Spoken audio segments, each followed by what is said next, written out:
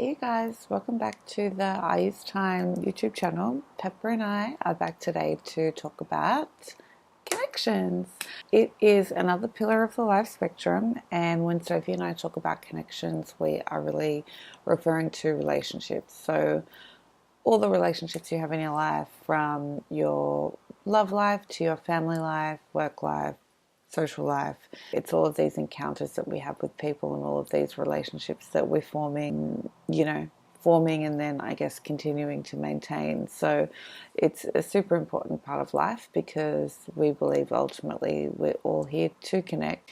When you think about what we're here to do in this world, so much so it's about giving and receiving love and having experiences of growth and learning, and these are the things that you really do with other people. There's a lot of that to be done as an individual with yourself, but it's sort of the next element is connecting with people on these deep levels. When you think about whenever something happens to you in life, like you get some good news, you generally want to share it with the people that you love. And same thing goes for when you go through the harder times. You need the sort of advice and support of those around you. So really forming and maintaining connections is so important to all of us as individuals to keep us healthy and happy. And I think that a lot of imbalance and unhappy feelings can come when people, I guess, are having issues with their connection. So it can be those feelings of being sort of lonely and isolated and feeling unsupportive, or it can be the other extreme of maybe feeling drained and overwhelmed by your relationships because some of them might be a little bit too demanding. So that's why it's important to sort of understand how you connect with people and what sort of works best for you in terms of building up these really strong connections. First and foremost, I think when we think back to the soul pillar of the life spectrum, when we realize that we are all sort of more than just our physical bodies and our busy minds. We are a divine spirit. We have a connection to the universe, and I think just remembering that as we have that, so does everybody else in the world. So always coming from a place of, I guess, love and compassion with everyone that we connect with and relate to, having that empathy for people as a whole and understanding that we are all one.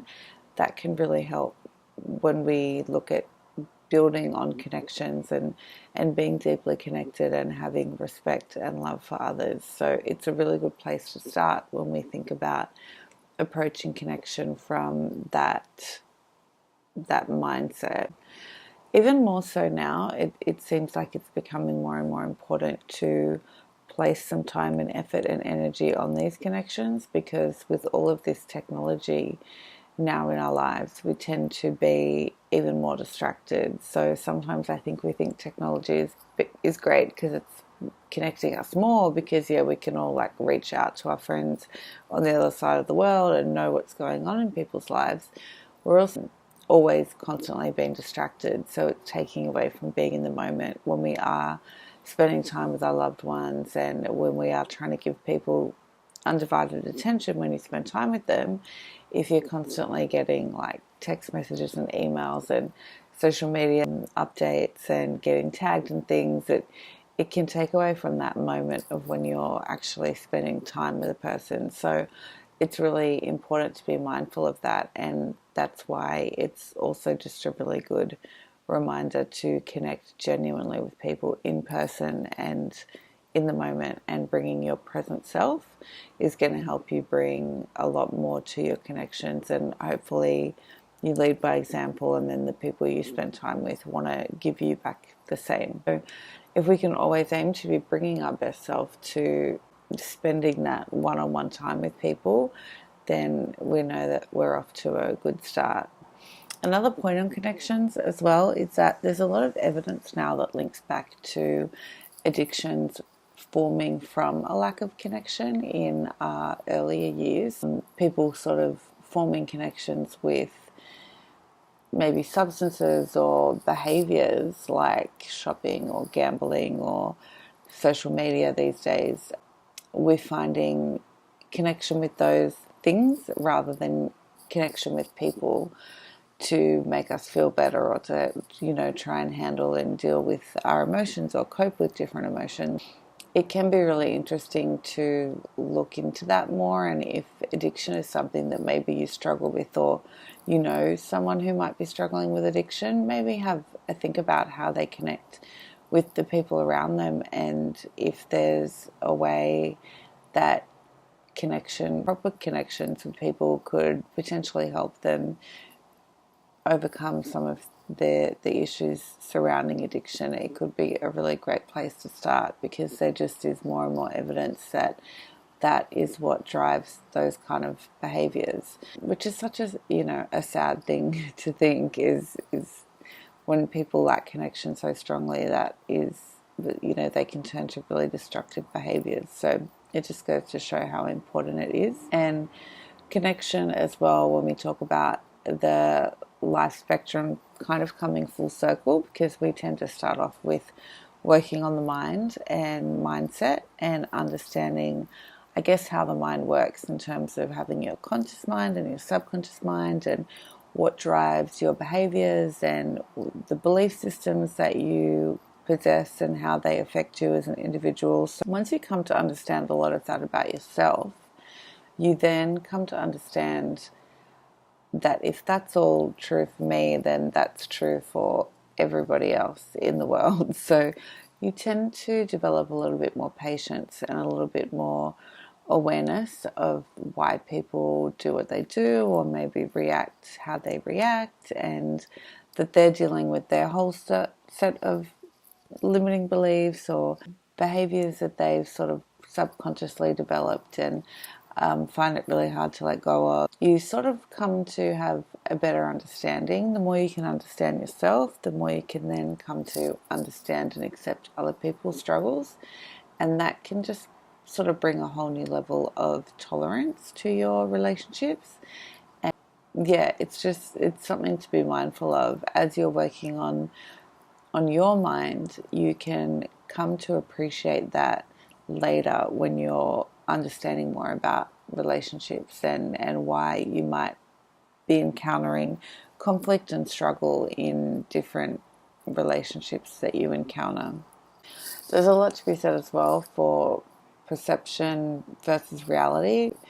Generally, we're all sort of living in our own version of reality, because we all perceive things differently. We all have different interpretations of things, and that is based a lot on our subconscious beliefs and our individual upbringings and our way of looking at the world and our way of encountering the world.